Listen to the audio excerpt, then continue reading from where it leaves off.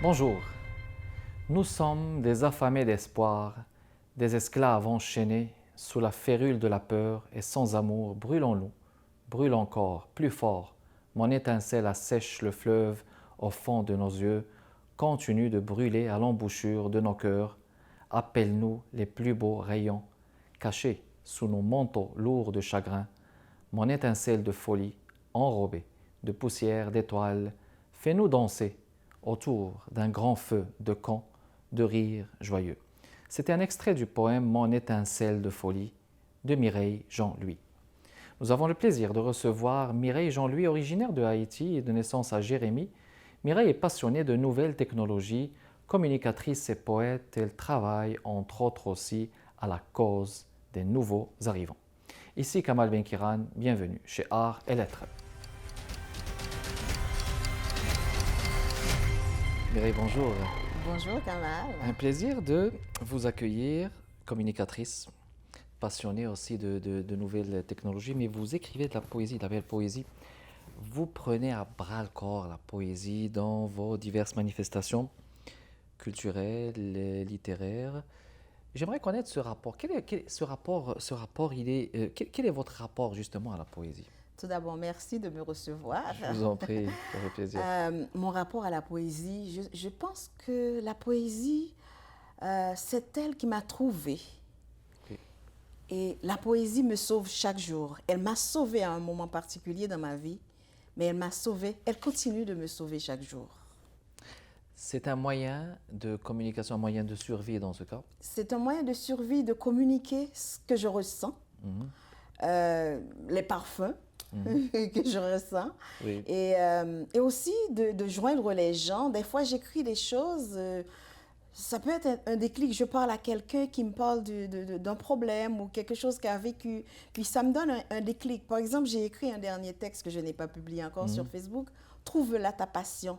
Mais la passion d'écrire, je l'ai eue, mais j'avais comme arrêté, ou du moins c'était un peu latent, parce que je suis une mère monoparentale, je suis arrivée au Québec il y a près de 20 ans, je suis arrivée en pionnière et ensuite faire venir mes enfants.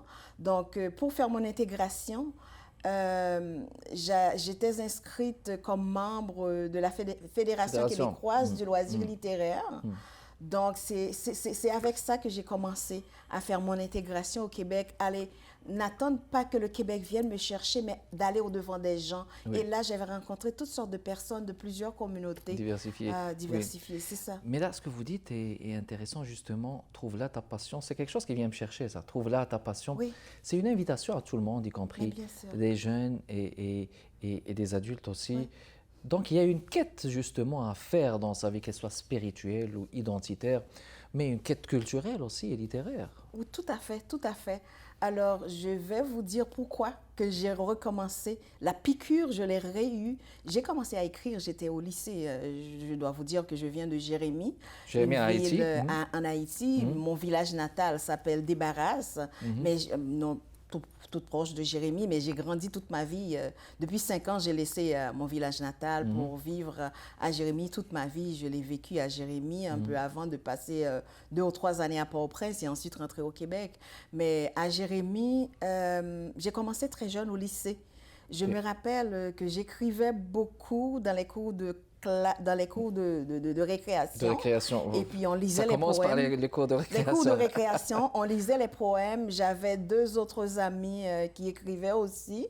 Et puis on se partageait ce qu'on écrivait. Mais bon, je continuais, mais j'avais comme arrêté un peu. L'année dernière, j'ai rencontré quelqu'un de ma ville natale que je connaissais. Et puis, on commençait à faire mieux connaissance. On se voyait, on se parlait. On était même dans un cours informatique ensemble. Ici à Montréal? Non. La personne, on s'est retrouvés ailleurs, mais la personne ne vit pas à Montréal. La personne vit aux États-Unis. Et puis, on s'est parlé, on a commencé à se parler. Et puis, il y a un déclic. J'ai partagé avec lui mes poèmes. Parce que c'est quelqu'un qui était très impliqué dans la culture, dans des activités culturelles à ma ville. Et là, quand il a lu mes poèmes, il était en transe, que j'ai compris parce qu'il m'avait écrit. Donc, cette personne m'a redonné ma muse.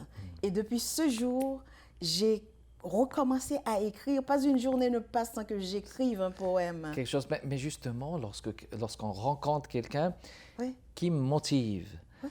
parce que je pense que le terme finalement secret, c'est la motivation. Bien sûr. On a besoin d'être motivé. On a besoin de ça. On a besoin de ça. C'est pas de très grandes choses dans Non. le fond, mais souvent c'est un petit compliment ou montrer la personne combien si ça t'a touché, tu Exact. lui dis que ça t'a touché. Il faut le et dire. ça avait touché vraiment la personne du plus profond de lui-même. Exact. Alors, dans mes recherches, j'ai lu vos textes que j'ai trouvés d'une certaine profondeur, et je dois le dire ouvertement, justement. Il paraît que votre credo est justement affilié au titre de ce texte. J'apprends, ou bien j'écris pour mieux apprendre. C'est vrai, c'est vrai.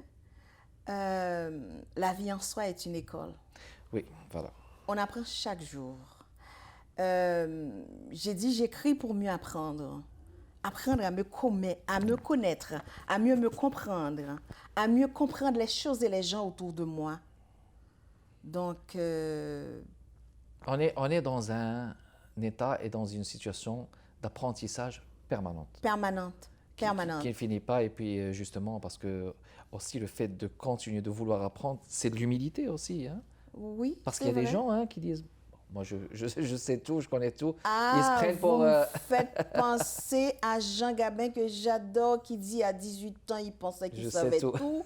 Et puis à la fin, pour cette dire... fameuse chanson... Oh, mais j'adore. mais c'est un grand acteur. Ouais, tout de même. oui, mais non, mais finalement, on ne sait rien du tout. On ne sait rien du tout. On ouais. apprend à chaque jour.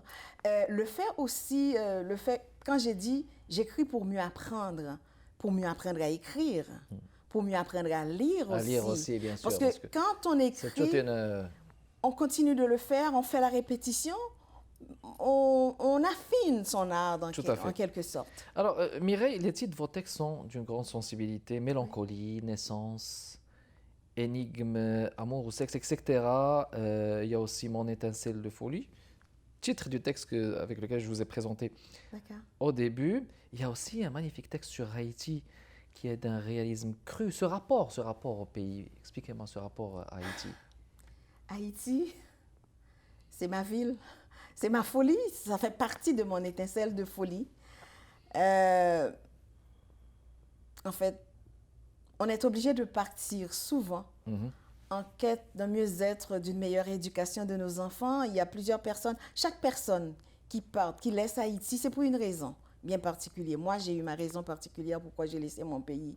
Je pensais, à un moment donné, je pensais jamais partir. Mais bon, j'ai dû le faire et ensuite entraîner mes enfants là-dedans aussi. J'ai encore de la famille en Haïti, j'ai des neveux, j'ai des nièces. Je viens de perdre le seul oncle qui me restait. J'ai encore une tante qui vit en Haïti, le sœur de ma maman. Donc, c'est chez moi. Haïti, c'est chez moi. Donc, c'est-à-dire que le pays, il reste toujours en nous, qu'on soit à l'intérieur, dans ce pays ou à l'extérieur. On va juste rebondir sur ce point, cette question. On va faire la pause et on vous revient dans les prochaines minutes, mesdames et messieurs. Restez avec nous.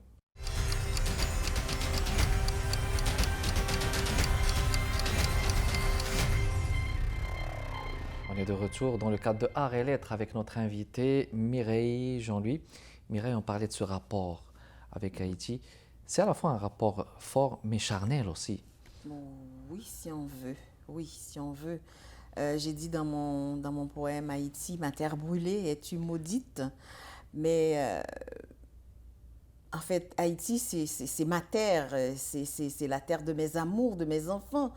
Mais en même temps, je suis partie, je dois apprendre à aimer l'espace où je suis implantée, qui m'a reçue. Oui. Donc, Haïti m'habitera toujours. Je pense qu'il est vrai pour chaque personne, pour chaque personne, immigrant exactement.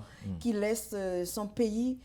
Ça va rester, ça ne peut pas partir. Alors, ce qui m'a fait écrire ce texte, je me suis levée et j'écoutais une radio haïtienne, et j'écoutais le nom des personnes. On égrenait des noms de personnes à qui on prête de l'argent pour 30 ans, pour 50 ans. Bon, puis le peuple est dans la rue et tout ça. Moi, j'ai dit, je suis illettrée sur le plan politique. Mais c'est un choix que j'ai fait. C'est un choix qui se respecte. respecte. C'est mon choix, oui, c'est mon choix. Mais j'ai pas pu me retenir d'écrire ce texte. Oui. Parce qu'il y a cette partie que moi, que j'aime beaucoup, il y a d'autres personnes qui aiment cette partie de ce texte où j'ai dit, Haïti n'a plus de chair, Oui. elle n'a plus de sang. Ils sont en train de sniffer la poudre d'os Oui. du squelette d'Haïti, mais Oui. justement, c'est ce qui se passe. Mais Oui. vraiment, comment relever cette perle? Mais il y a on ce ne sait pas. réalisme très fascinant qui m'a fasciné aussi lorsque vous êtes exprimé sur Haïti. Un magnifique pays d'abord, faut-il le Mais dire, bien sûr, avec du potentiel artistique extraordinaire. vraiment. Ici au Québec, on le voit, on le sent et c'est vraiment quelque chose de vital. Comme disait aussi, hein, il y a un chanteur, Enrico Macias, on emporte son pays au bout de Je ses pensais semelles. à ça aussi au bout de ces semelles. Au Oui, bout de ses oui, semelles, c'est donc vrai. c'est Ça quelque chose. partira pas, on l'aura toujours. Ça nous appartient, Bien hein, sûr. n'est-ce pas? Mireille, si vous le voulez bien, je vais vous laisser partager avec nos téléspectatrices et téléspectateurs un extrait de vos créations poétiques. D'accord. C'est à votre choix, Mais oui, c'est à vous. j'ai choisi l'exilé. L'exilé avec Mireille, Jean-Louis, mesdames et messieurs, c'est à vous. Je suis l'exilé. J'ai la peau basanée. J'ai le rire et les pleurs faciles.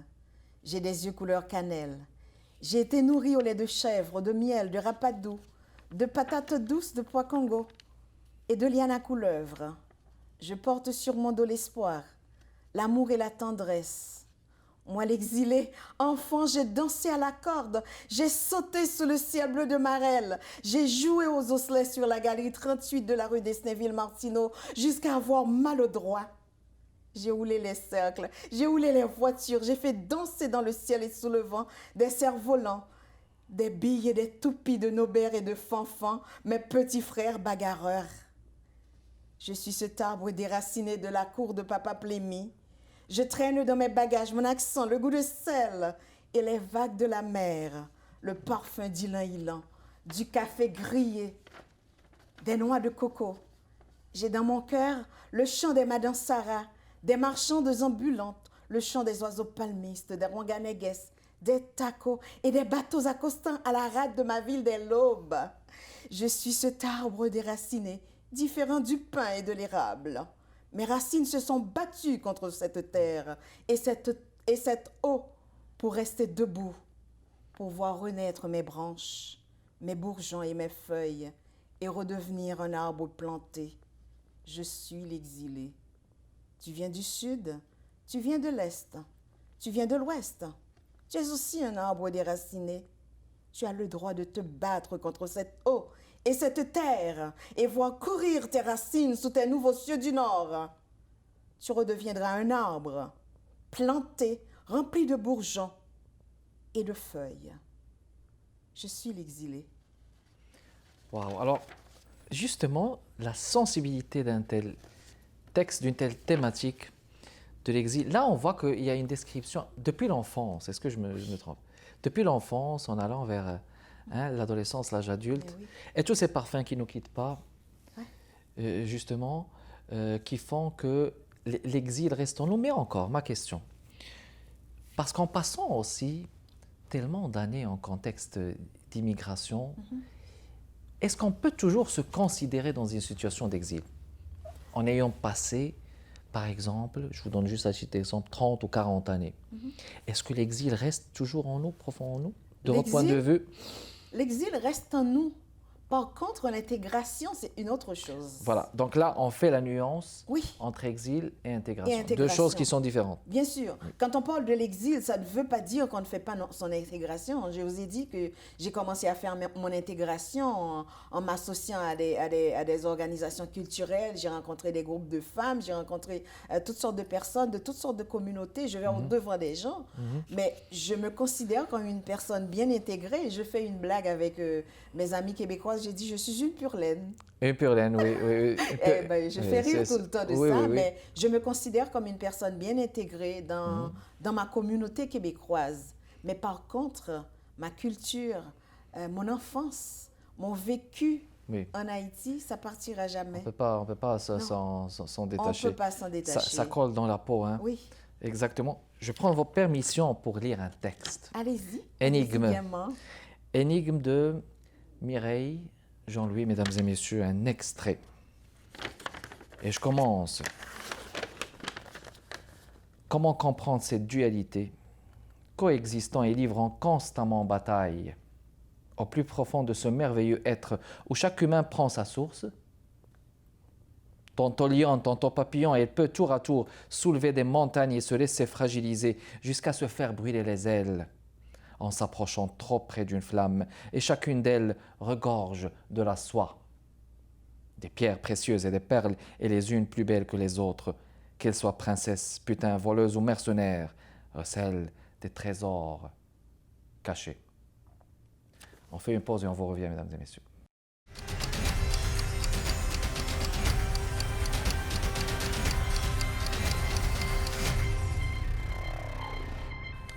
De retour, mesdames et messieurs, dans le cadre de Art et Lettres avec notre invité Mireille Jean-Louis. On vient de lire 2 textes, Exilé et L'énigme. J'imagine qu'il y a d'autres thématiques que vous traitez dans votre poésie. J'ai Stigmate. Alors le début, c'est dit, c'est du blanc neige sur un être d'ébène. Donc, on a des stigmates, tout le monde. Il y a plein de situations qui nous fouettent, qui nous laissent des traces indélébiles sur la peau et peut-être au plus profond de notre cœur. Donc, oui, j'ai parlé aussi de mon enfance. De l'enfance, oui. Oui, j'ai parlé de mon enfance. Je suis une femme aux 1000 mots. Oui. MOTS. Peut-être mot Oui, MAUX. oui, les deux Peut-être homonymes. MAUX aussi. Alors, les mots, je ne sais pas si vous avez écouté notre ami Mérès qui a lu... Oui, qu'on a eu plaisir d'accueillir ici. Mots en kaléidoscope, mots de mots, en fait, j'explore les mots parce que j'adore les mots. Très bien, excellent. Ce rapport aux mots qui est très intéressant. Alors, on a parlé de poésie, mais on s'est parlé tout à l'heure sur le fait que vous avez plus ou moins publié avec la Fédération québécoise du loisir. Est-ce qu'on peut avoir plus de détails à ce niveau? Oui, alors je venais d'arriver, mes enfants étaient encore en Haïti, pas encore avec moi, alors il fallait occuper mon temps. Je suis une femme de pleine passion, j'aime la cuisine, la photographie. J'ai 3 passions omniprésentes dans ma vie, c'est l'écriture, la cuisine et aussi... Mais ils se rejoignent, l'écriture et la cuisine? Absolument, oui. Et aussi la photographie, je ne sais pas, vous avez vu quand je publie mes textes, c'est comme si je publie vous toujours choisissez des photos pour les accompagner, alors ce sont mes passions. Mais là, j'étais membre de la Fédération québécoise du loisir littéraire, où j'ai rencontré des personnes formidables, mais il y a quelqu'un qui donnait des ateliers, mais je ne sais pas où est-ce qu'il est passé. J'aurais tellement aimé le rencontrer, Monsieur Bruno Dufour. Il avait lu mes textes, des textes que j'ai écrits depuis Haïti. Il m'encourageait fortement à continuer. Et puis, on a fait aussi un récital de poésie à la salle Le Petit Jésus en cette occasion. Et on a publié un recueil collectif qui s'appelle Mots de braise.